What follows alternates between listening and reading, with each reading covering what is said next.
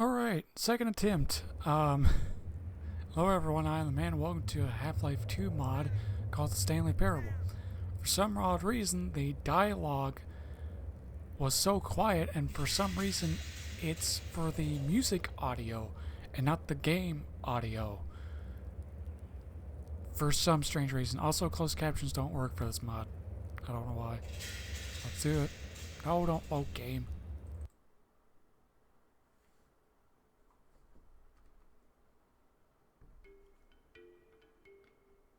This is the story of a man named Stanley. There we go.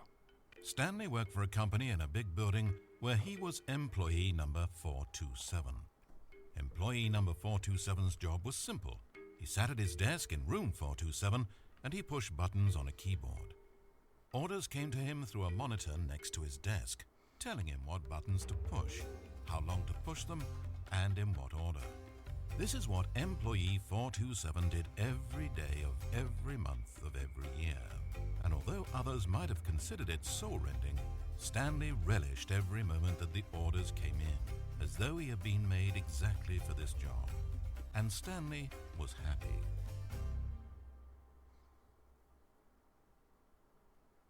And then one day something very peculiar happened. Something that would forever change Stanley. Something he would never quite forget. He had been at his desk for nearly an hour when he realized that not one single order had arrived on a monitor for him to follow. No one had showed up to give him instructions, call a meeting, or even say hi. Never in all his years at the company had this happened, this complete isolation. Something was very clearly wrong. Shocked, frozen solid, Stanley found himself unable to move for the longest time. But as he came to his wits and regained his senses, he got up from his desk and walked out into the hallway. Okay, so I don't know why it's for music audio and not game volume, but okay. Stanley decided to go to the staff lounge to check on his co-workers. He never functioned well by himself and constantly needed support and guidance from others, so the thought of total solitude was terrifying to him. Okay, why is it starting to go quiet now? There's no one in there. When Stanley came to a set of two open doors, he entered the door on his left. Okay, but what happens if I go right? I'll go left. I'll follow your rules right now. At least 4 now. Okay.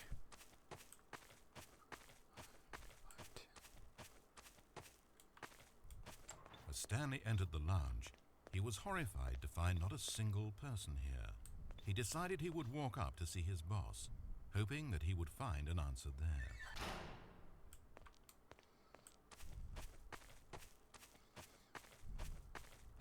Coming to a staircase, Stanley walked upstairs to his boss's office.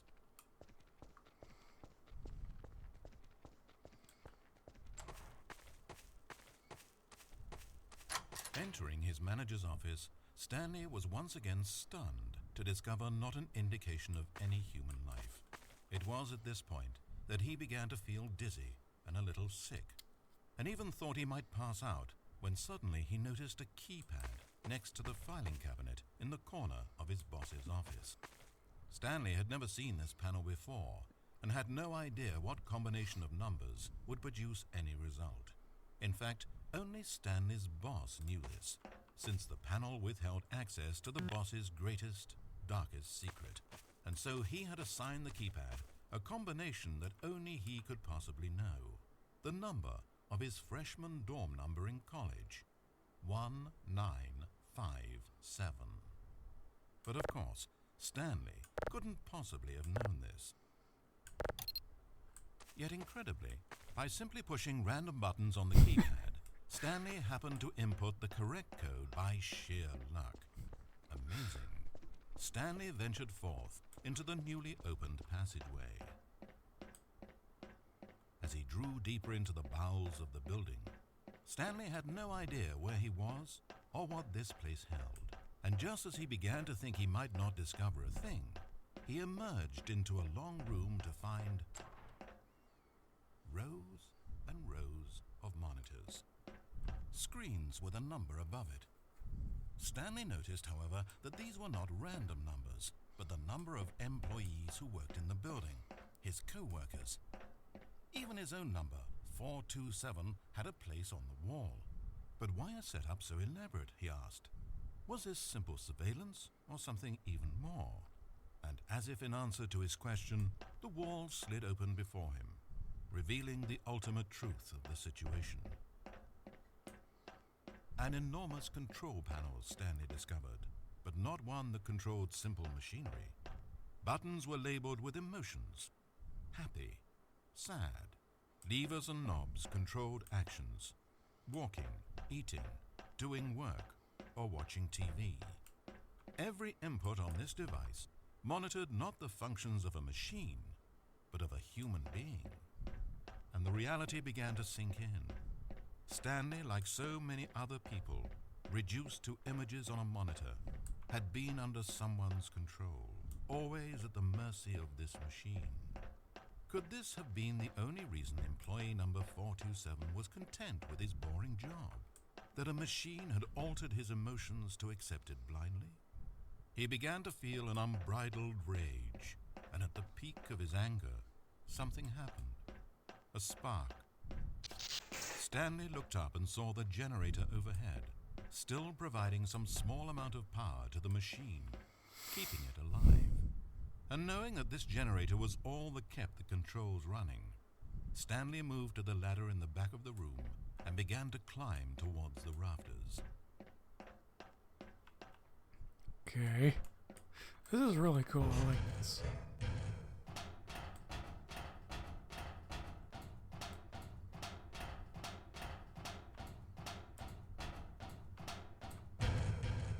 The higher Stanley climbed, the closer he felt to freedom, the further from enslavement.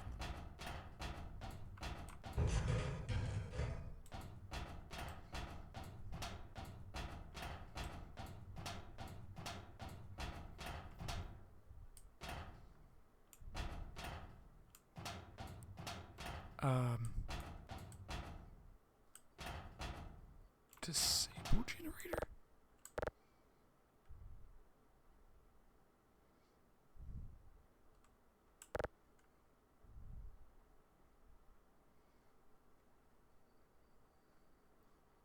Was I not supposed to do that? He didn't give me any instructions. Power gone. All alone. And then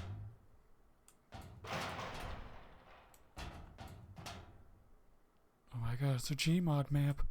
as he stepped through the door into the fresh outside air, a feeling of liberation rushed through Stanley's body. He had seen power, he had seen enslavement, and he had destroyed it. The underling was in control now. He had found his leading role. Stanley never discovered why everyone had gone missing, nor how and when he had come under the machine's control. But it didn't upset him terribly, because he knew that this was how things were meant to happen. All he felt was a delight unlike any he had ever known before. Never again would he follow someone else's orders without question. Never again would anyone tell Stanley where to go, what to do, or how to feel. No more bosses. No more instructions on a screen. Stanley decides for himself now. And he stepped out into the world, and he felt the cool breeze upon his skin, and Stanley was happy.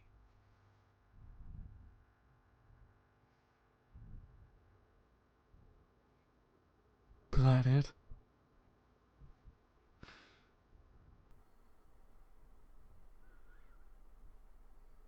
Okay. That was, that's pretty good. I like that. It's very, very good. Very good. I hope you guys enjoy this little mod for Half-Life 2 I might play some the other campaigns that I found on the workshop, so stay tuned for that. And